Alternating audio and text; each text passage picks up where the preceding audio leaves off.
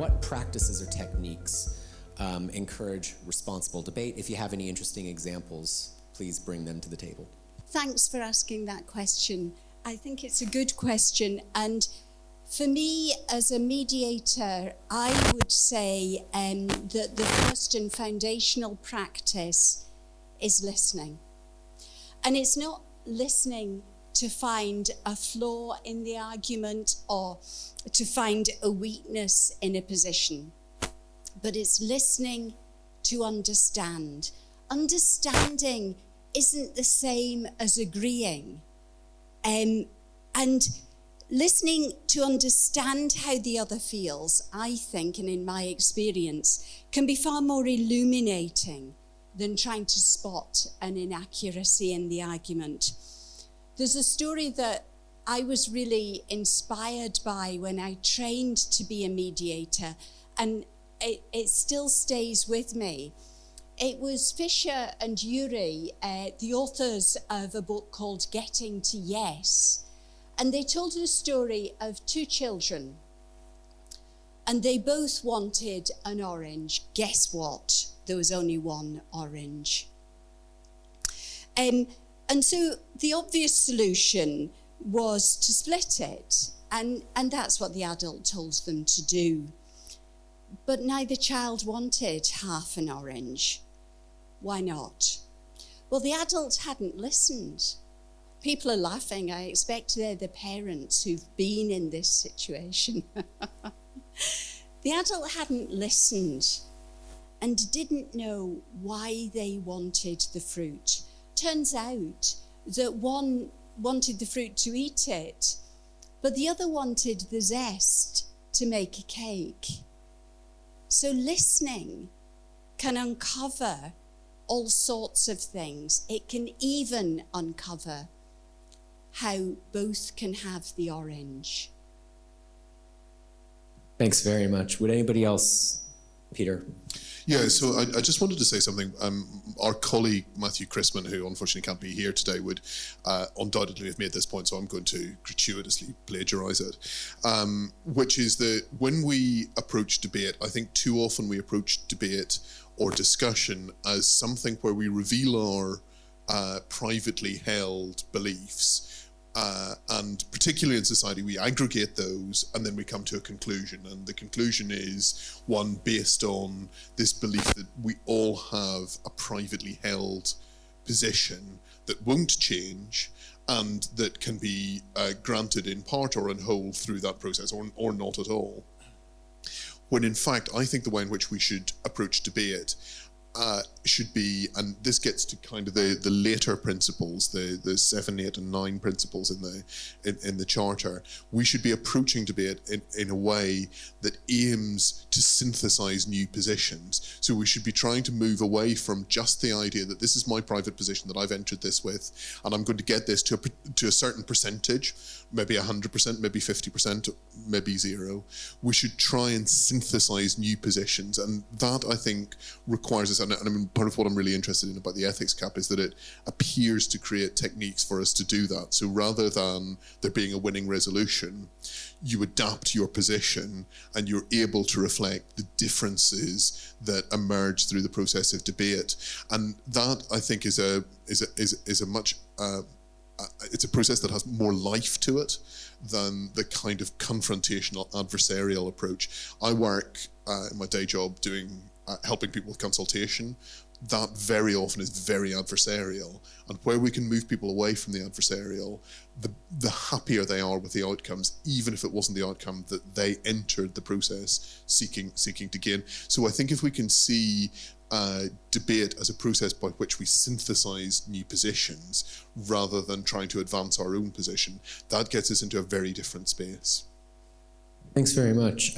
Just to make sure that all the questions get touched on a little bit, I'm just going to move us forward. Sorry, Chris, if you were going to come in on this one, but the second one is basically the flip side of the first one. What gets in the way of responsible debate in your experience? Oh gosh, many things. I think most of all, people get entrenched in positions, and that's their starting point, rather than it's one that develops through debate. Because if someone gets entrenched through the debate, there's an opportunity to maybe turn them slightly by being more understanding, more tolerant.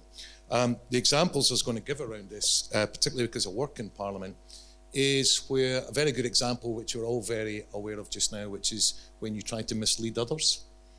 You know, Parliament's supposed to be a place where honesty, integrity, and the aim for ultimate truth is about. And at the moment, I'm in a Parliament where Partygate has been ongoing for the last 6 months, where Boris Johnson is frequently called a liar by many of us in Parliament, which is not the language we're allowed to use. So it's very competitive and very adversarial. But it's because there's a higher, more noble cause in this, which is to bring back debate around values so that we can get on with the heart of the matter that most people care about.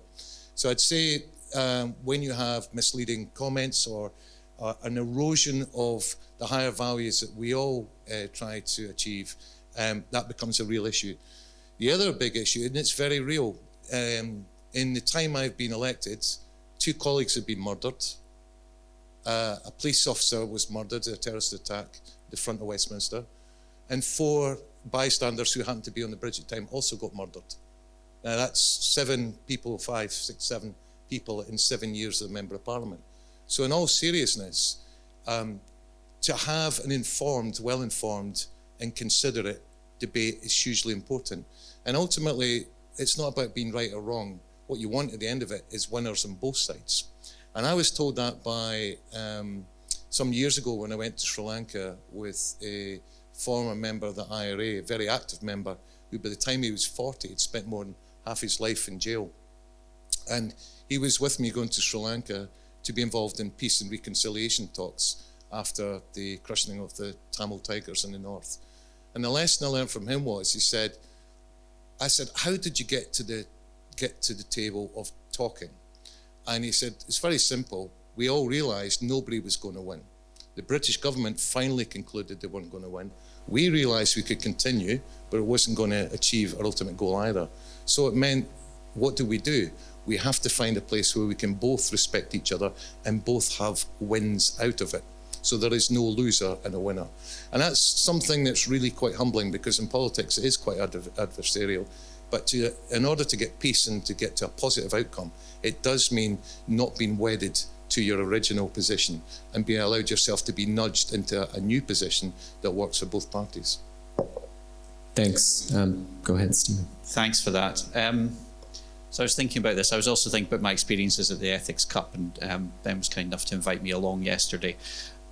Why the Ethics Cup was important, why this discussion was important, is what makes our society better, what makes progress. What makes progress is if we have an issue, we debate and discuss it. So the reason why we invest in parliaments is the reason we invest in these kind of activities, and at university as well. You take an issue and you hope that by the end of the process of debating it and discussing it, you have a better solution than the one that you started out with, which encourages more people. But that relies on, and for me this has always been the pivotal point, that relies on understanding the other side. And if you start from the point that overwhelmingly people want to get to a conclusion that will make the society around them, the world around them, better. That's what we all want. Where we disagree is how you get there and what the best means of achieving that. And that's fine. So I think that you have to start from the point. And in Parliament, when I was in Parliament, that's why the point that Chris made was quite important. You refer to one another as honourable members, because what you're doing is you're giving one another the benefit of the doubt that they have honourable intentions. Something I used to try with students, and I still try with students, is if you feel very passionately about a particular topic, I always encourage that person to argue it from the other side. And it's why I think debate can be quite helpful, to try and debate both sides. I actually find it, when I was involved in politics, it's quite helpful from a political perspective, because unless you understand what the other side is saying, well, you've got no way of tackling that head on when it comes to a more adversarial debate. So really understanding what drives people. Now, what gets in the way, just to tackle that second part of the question? Passion, that's okay. You know, people feel passionate. These are important issues, but also other issues. I think people can feel threatened by change if you're the person that is advocating change, because somebody will always be a loser in that process. Also, another challenge, and we all have this is something that we all struggle with, received wisdom. is that if you think about throughout history, there has been received wisdom. At one point, it was received wisdom that slavery was an integral part of the economic model. That was wrong. And there must be things, and I try and think about things every day. What is the received wisdom that we have today that is stopping us from going forward? And we don't always have that solution. So challenging the status quo, challenging what is received wisdom is not necessarily a bad thing. And finally, just reflecting on where things can be good, and we'll have more specific points later on. But in Parliament, I remember what was good was a committee system. So I sat in a committee, and Chris has sat in one as well, with colleagues from different parties.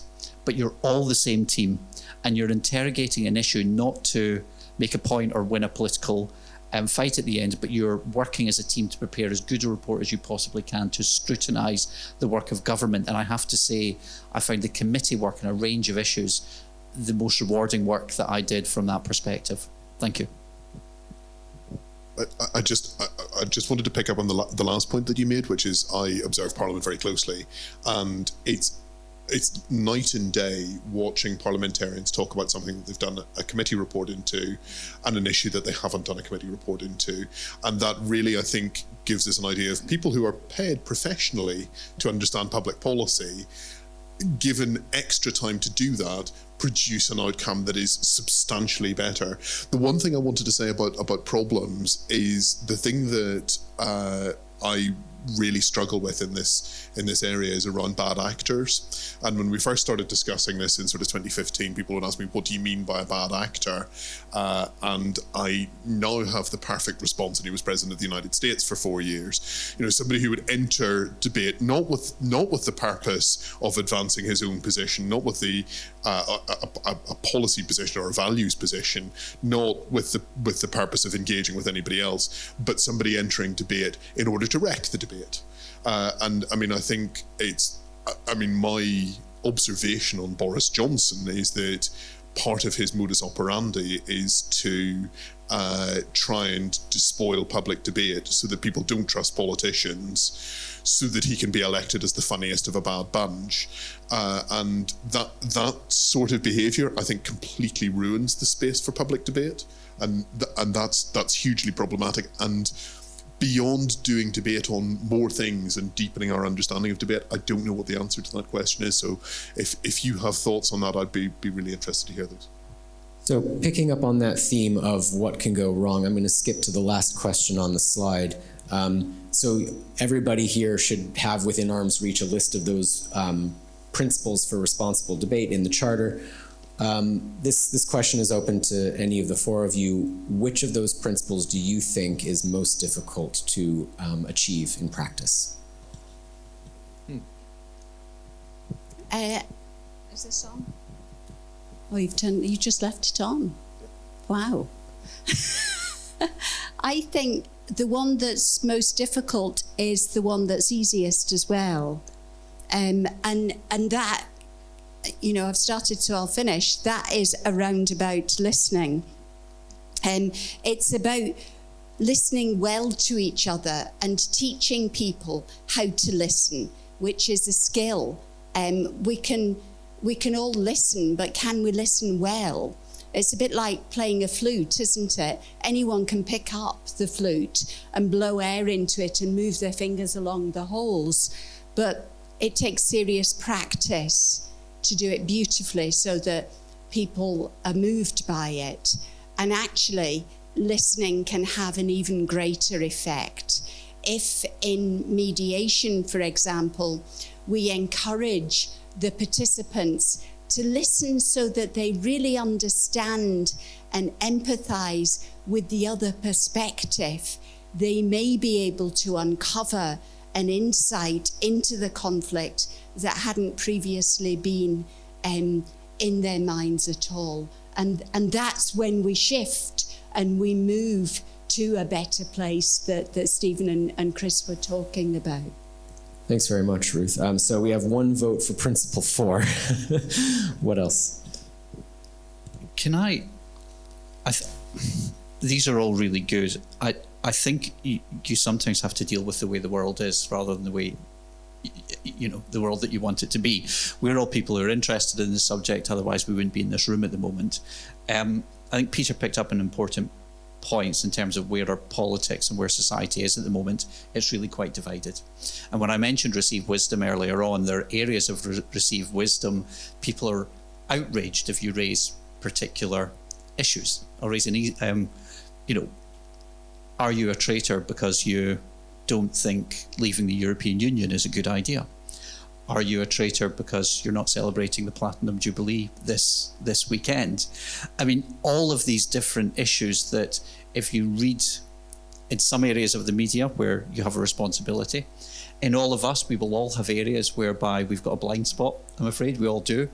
And I think that we're getting into a place in society whereby we mustn't take for granted this space for shared debate. And I've even seen from the other side where people talk about taking pride in the fact that they don't have friends who are in different political parties. I can't think of anything worse or in a way to make life duller than having friends and colleagues who share different views. And I remember in my time as a parliamentarian, I probably, with the greatest respect to Chris, who I learned a lot from, I probably learned more from speaking to my colleagues in other political parties, actually, because they gave me a different view, a different perspective, one that I was missing when you're trying to represent and hold a whole society. So I'd put down number 9 right now, seek to identify common ground and shared purpose, because I think that as a broader society, we're failing in that just now. Great, thanks very much. What I want to do now, apologies to Chris, I want to invite members of the audience to ask whatever questions may have occurred to you over the past 15 minutes, and you can open them up to everybody on the panel. You can pick one particular member of the panel who you want to hear from. It's up to you, and we have a roaming microphone for you. Okay, I saw, oh, yes. Hi. It was the point that Chris made that made me think about this question, but how do you hold those eroding the values of responsible debate to account? So you gave Boris as an example, but he's, we know he's not the only one. So is there a line to be drawn, and at what point do we draw it? And I would actually be interested to hear a mediator's view on that, to be honest, Ruth, if you don't mind. All right, so Ruth and then Chris, if you have something to add, that's great. That'd be great, thank you. How do we hold somebody to account? And when do we draw the line? Draw the line in the sense of just cutting them out, like giving up on them, or? Okay, all right, thanks. It's really difficult, isn't it? Because I suppose we've got to establish bad actor. We've got to establish that somebody isn't acting honourably and with good faith. And that in itself is difficult to establish, because if we were to ask the actors that were named earlier, would they say they're acting in good or in bad faith? I think they would say they're acting in good faith. So that in itself is interesting. When negotiators and mediators are up against the wall and are attacked, we try to respond with curiosity. We try to find out more and to really see the other perspective. But if in the end of the day, it's absolutely clear that there is no moving forward, then we have to acknowledge that reality as well. And there is a time when we have to say that maybe negotiation or mediation isn't right. We've got other more experienced mediators in the room. We've got the Director of Scottish Mediation, and I wonder if he wants to say anything. I don't want to put you on the spot, Graham, but actually I have done. Too late. I suppose one of the things that you have to do is at the start of any process is agree the ground rules. Yeah. And one of the things a mediator does is they don't determine any of the solutions, but they will determine the ground rules and the management of those ground rules and getting people to sign up. And so it's how you do that through the process, because at some times in a mediation you're thinking, where on earth is this going? People might be way off, people might even be shouting at each other, but then suddenly you'll be able to focus in on something that somebody says, which then sparks a link with the other person and allows you to move forward. So I think having people who understand how to hold that space is important. Now, they don't have to be mediators. the skills of mediation are skills which are in a whole number of other different areas. Mediators just happen to put them together for a particular process. Great, thanks very much. And I believe Peter wanted to jump in. Could I just, I think there's a really interesting thing here, which is we had another absolutely dreadful school shooting in the United States last week. And in the same week, I think, the families from Sandy Hook which is a previous school shooting, won a case against Alex Jones, the TV presenter, for claiming that they were paid actors, that they'd been paid to act out a school shooting in order that the government could take people's guns off them. Now, within mediation, you've got a quite bounded situation. You can get people to agree to those rules. I suppose my question is, what happens? And the belief that people at Sandy Hook were paid actors is a widespread belief in the American public sphere. How do we create those rules at a broader level in our public debate, so that people don't come in with the belief that a school shooting was just a fiction? It was created, and how do we have a polity in which we can manage those actors? The other type of actor, the people who behave like that. How do we manage that? And I found that the really difficult question. Yeah. So there's a microphone in the back now. All right, thanks. So one of the things I find most challenging, I think, and I don't know, I want to know your views if you thought of it this way, is that one of the issues with getting people to be objective, respectful, reasonable, and debate is that it's incredibly unnatural. If you think of us as a species, we're a pack animal. So we look out for our pack and we see other packs as a threat. And we consume, and if you ever see a bunch of toddlers interacting with each other, you sort of see human nature in its rawest, and all the parents are doing is trying to tell them, stop taking that boy's toy, don't hit that person, just don't invade their space. And I think no other species really is rational with another group of the same species or another organism around them.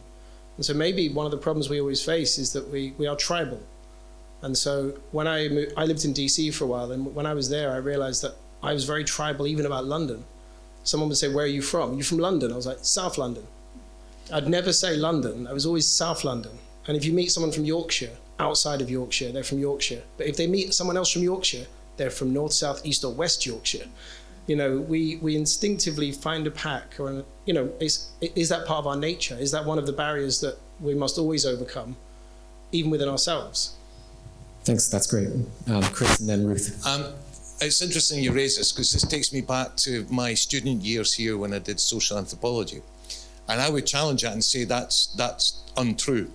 And that's to put it boldly, because what we discovered, even looking at acts of terrorism as we define them, all the behaviour, or virtually all the behaviour, certainly as anthropologists looked at, was learned behaviour, managed aggression, managed behaviour towards others. If you take social media, for example, many people wouldn't behave anything like they do on social media in the public. So it's actually the best way of a debate for sure is face-to-face, because people can't hide behind other names or other behaviours. I mean, we mentioned bad actors earlier about Donald Trump. His behaviour's impetuous, but he always did it on Twitter because he could get away with it there much more.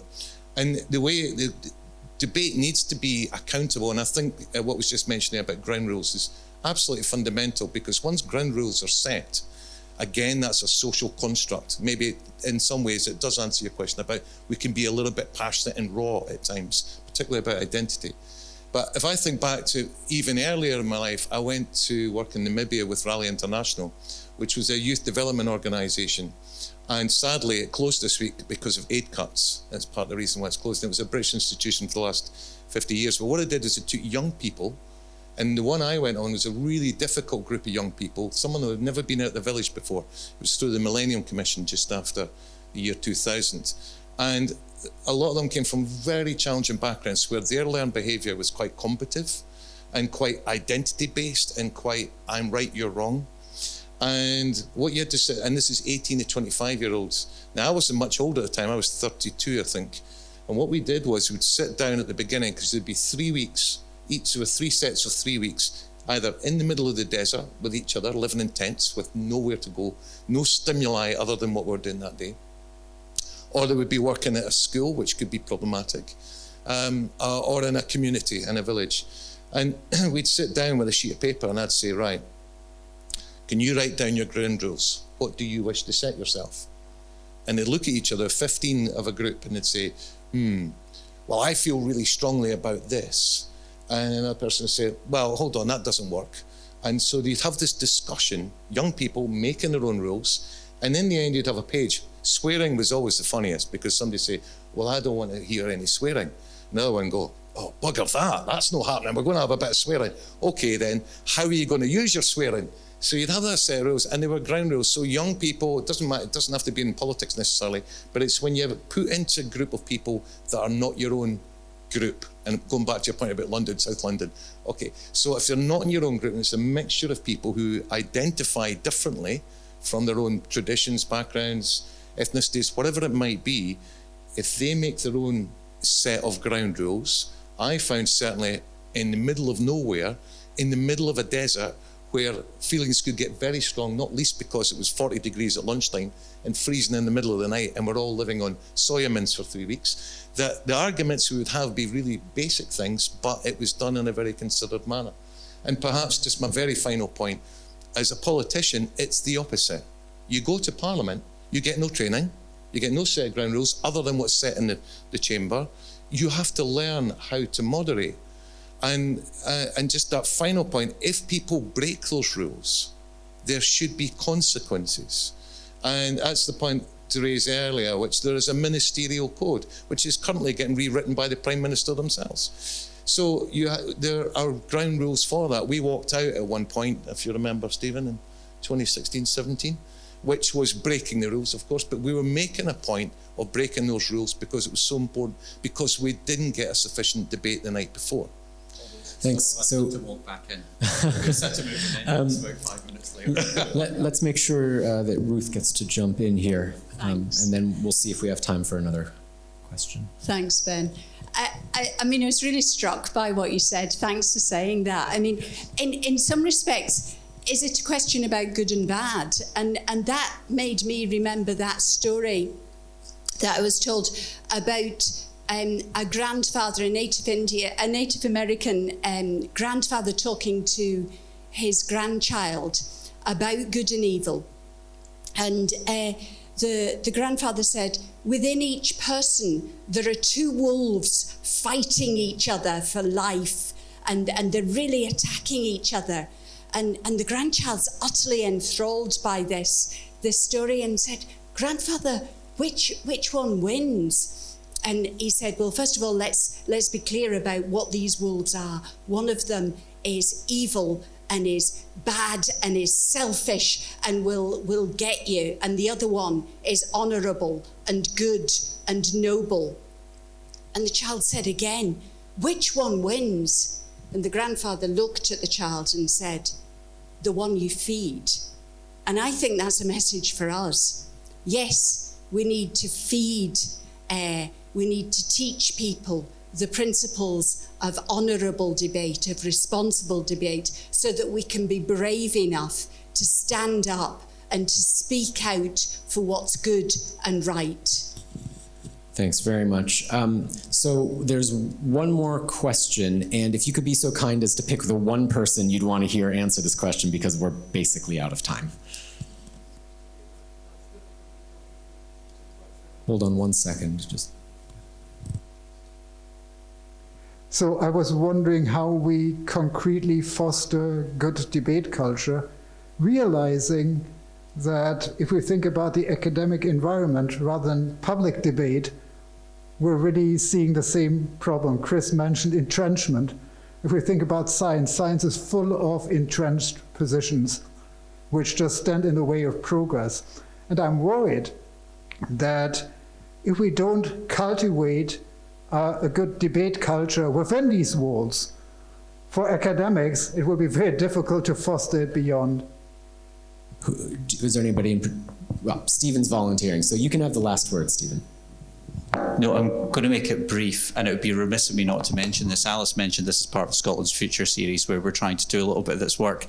I would recommend that you listen to a podcast of an interview with the principal, where actually I thought she captured really nicely, beautifully put together by Ed and her other colleagues, where I thought she captured really nicely the spirit of debate and discussion within these walls. So rather than me try and better that, because I can't, I'd thoroughly recommend anybody listen to that podcast, which is part of this overall series as well.